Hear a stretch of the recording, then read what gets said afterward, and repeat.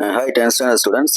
So போன வீடியோவில் வந்து நம்ம 10th பப்ளிக் எக்ஸாமோட அஃபிஷியல் ஆன்சர் கீ பார்த்தோம். ஸோ அந்த ஆன்சர் கீழே பார்த்தீங்கன்னா நம்ம எதிர்பார்த்த கொஸ்டின்ஸ்க்கு வந்து கிரேஸ் மார்க் கொடுக்கல.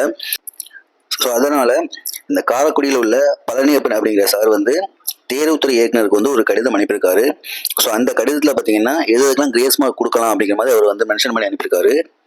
போன வருஷம் ஆன்சர் கீழே அதே போல தான் ஒரு ஒன் வேர்டுக்கு வந்து இன்ஃபினிட்டிக்கு வந்து நீங்கள் கண்டிப்பாக கொடுக்கணும்னு சொல்லி பேர் தான் அனுப்பியிருந்தாரு. ஸோ அதை வச்சு கிரேஸ் மார்க் கொடுத்தாங்க. இதே போல் இப்போ இந்த பப்ளிக் எக்ஸாமுக்கு வந்து எதுக்காக கிரேஸ் மார்க் கொடுக்கணும்னு அனுப்பியிருக்காரு அப்படிங்கிறத நம்ம இந்த வீடியோவில் பார்ப்போம். சரி வாங்க வீடியோக்குள்ள போவோம். அதுக்கு முன்னாடி நம்ம சேனலுக்கு சப்ஸ்கிரைப் பண்ணாதவங்க சப்ஸ்கிரைப் பண்ணிக்கோங்க, உங்கள் ஃப்ரெண்ட்ஸுக்கும் ஷேர் பண்ணுங்கள். ஸோ இப்போ அவர் என்ன அனுப்பியிருக்காரு அப்படின்னா, ஸோ ஃபஸ்ட்டு வந்து இந்த கொஸ்டின் பேப்பர் வந்து ரொம்ப ஈஸியாக தான் இருந்துச்சு. ஸோ அதுக்காக இந்த கொஸ்டின் பேப்பர் வந்து வடிவமைத்தவங்களுக்கு வந்து என்னுடைய மிக நன்றியை வந்து ஃபஸ்ட் சொல்லிக்கிறேன் அப்படின்னு அவர் ஸ்டார்ட் பண்ணியிருக்காரு. ஸோ ஃபஸ்ட்டு வினாயன் 2 பாருங்கள். அதில் என்ன சொல்லியிருக்காருன்னா, பயிற்சி 1.6 வந்து 7வது கொஸ்டினாக இருக்குது ஒரு ஒன்வேர்டு. ஸோ அந்த ஒன்வேர்டில் வந்து ரிலேஷன் அப்படிங்கிற வார்த்தைக்கு பதிலாக ஃபங்க்ஷன் கொடுத்துருக்கீங்க, அதாவது உறவுகளுக்கு பதிலாக சார்புகள் மாற்றி கேட்டிருக்கீங்க. ஆனால் 4 ஆப்ஷனுமே வந்து புக்கில் என்ன ஆப்ஷன் இருக்கோ அந்த ஆப்ஷன் தான் கொடுத்துருக்கீங்க. ஸோ இந்த கொஸ்டினுக்கு வந்து நல்லா படிக்கிற பசங்களே வந்து கரெக்டான ஆன்சர் கொடுக்குறது கஷ்டம் அப்படிங்கிறத அவர் வந்து மென்ஷன் பண்ணியிருக்காரு.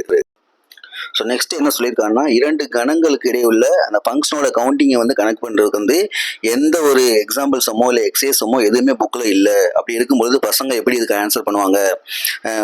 புக்கில் வந்து பேஜ் நம்பரில் 12th பேஜ் நம்பரில் வந்து நோட்ஸ்ன்னு சொல்லி கொடுத்துருக்காங்க. அதில் மட்டுமே ஒரு சில பாயிண்ட் கொடுத்துருக்காங்க. அந்த பாயிண்ட்டை வச்சு தான் இந்த கொஸ்டின் கேட்டிருக்காங்க. ஸோ அதனால் எப்படி வந்து பசங்க வந்து இதுக்கு ஆன்சர் பண்ண முடியும்? அதனால் இதுக்கு வந்து கிரேஸ் மார்க் நீங்கள் கொடுக்கணும் அப்படிங்கிறத அவர் மென்ஷன் பண்ணியிருக்காரு. ஸோ அப்புறம் என்ன சொல்லியிருக்காருன்னா, புக்கில் பார்த்தீங்கன்னா ஏயிலேருந்து பிக்கு உள்ள அந்த ஃபங்க்ஷனோட கவுண்டிங் தான் வந்து Q பவர் Pன்னு புக்கில் கொடுத்துருக்காங்க. பட் இந்த கொஸ்டினில் வந்து பியிலேருந்து ஏக்குன்னு கேட்டிருக்காங்க. ஸோ அதை பற்றி புக்கில் எந்த ஒரு இன்ஃபர்மேஷனுமே கிடையாது. அதே போல் 7வது ஒன்றில் பார்த்தீங்கன்னா 2 பவர் mn அப்படிங்கிற மாதிரி தான் நமக்கு வந்து ஆன்சர் கொடுத்துருக்காங்க. பட் இந்த கான்செப்ட் பற்றி நமக்கு வந்து புக்கில் எதுவுமே கொடுக்கல. அதனால கண்டிப்பாக வந்து மாணவர்களால் புரிஞ்சுக்க முடியாது, புரிஞ்ச ஆன்சர் வந்து கரெக்டாக பண்ண முடியாது அப்படிங்கிறதையும் மென்ஷன் பண்ணியிருக்காங்க. அதே போல் இன்னொன்று முக்கியமான என்ன சொல்லியிருக்காரு அப்படின்னா, புக்கில் பார்த்தீங்கன்னா A and B R finite sets அப்படிங்கிறது கொடுத்துருக்காங்க. பட் நம்ம கொஸ்டினில் பார்த்தீங்கன்னா அந்த வேர்டை மென்ஷன் பண்ணல. அப்போ எப்படி பசங்க வந்து ஆன்சர் பண்ணுவாங்க? அதனால கண்டிப்பாக வந்து இது வந்து மாணவர் ஸ்டூடெண்ட்ஸ்க்கு வந்து ரொம்ப கஷ்டமான கொஸ்டின் தான், ஆன்சர் பண்ணுறது கஷ்டம். அதனால இதுக்கு வந்து மியர் அட்டெம்ப்ட், அதாவது அட்டன் பண்ணியிருந்தாவே மார்க் கொடுக்கணும், கிரேஸ் மார்க் கொடுக்கணும் அப்படிங்கிறத அவர் வந்து கேட்டிருக்காரு.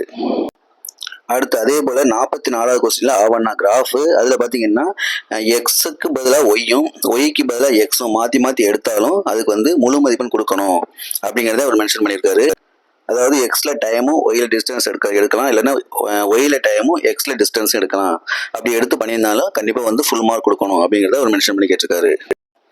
ஸோ அதாவது ஈக்குவேஷன் எழுதும் பொழுது ஒய்ஸ் ஈக்குவல் டு 5/6 எக்ஸ்ன்னு போட்டால் ரைட் தான், அல்லது 6/5 எக்ஸ்ன்னு போட்டால் ரைட் தான். ஸோ எந்த மாதிரி எழுதினாலும் ரைட்டு, அவங்களுக்கு வந்து ஃபுல் மார்க் கொடுக்கணும் அப்படிங்கிறத அவர் வந்து மென்ஷன் பண்ணி கேட்டிருக்காரு. நெக்ஸ்ட் 3வது வந்து வினாயன் 28, அதாவது 2 மார்க்கில் கம்பல்சரி சம் வந்து √2, √8, √18 கொடுத்துருந்தாங்க. ஸோ இந்த சம்முக்கு வந்து அந்த √2, √8க்கு வந்து நீள் வகுத்தல் முறை, அதாவது லாங் டிவிஷன் மெத்தட் யூஸ் பண்ணி அதுக்கு வேல்யூ கண்டுபிடிச்சு அது வந்து ஒரு ஏபின்னு ப்ரூவ் பண்ணியிருக்காங்க. D1 D2 = 1.41 அப்படின்னு சொல்லி ஒரு சில செஞ்சுருக்காங்க. ஸோ அந்த மாதிரி செஞ்சிருந்தாலும் இதுக்கு வந்து ஃபுல் மார்க் நீங்கள் கொடுக்கணும் அப்படிங்கிறத அவங்க கேட்டிருக்காங்க. ஸோ இது பார்த்தீங்கன்னா நேற்று 9/4/2025 அந்த நேற்று தான் உங்களுக்கு இது அனுப்பியிருக்காங்க.